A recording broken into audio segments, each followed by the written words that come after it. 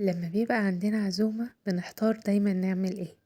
الفراخ المحشية بقى من الوصفات الجميلة جدا في العزومات اللي بتبقى كده منورة على السفرة، وخصوصا في عزومات رمضان. هنعملها بقى مع الرز اللي بالخلطة بطريقة سهلة جدا من غير اي تعقيد، وكمان بطعم وشكل جميل يشرفك في اي عزومة. يلا نبدأ الفيديو ونشوف عملناه ازاي وايه المقادير.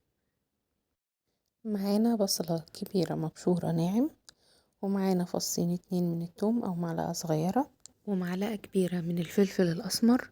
وأنا عادة بطحن مع الفلفل الأسمر، يعني مع كل 100 جرام من الفلفل معلقة كبيرة من الحبهان، ومعلقة كبيرة من الكباب الصيني، ومعلقة صغيرة من القرنفل، ومعلقة صغيرة من الروزماري، و10 ورقات من اللورا. بعمل الخلطة دي كده على طول، بتبقى موجودة معايا. ومعايا بقى معلقة كبيرة من القرفة، دي أساسي مش هستغنى عنها في الوصفة دي. وكمان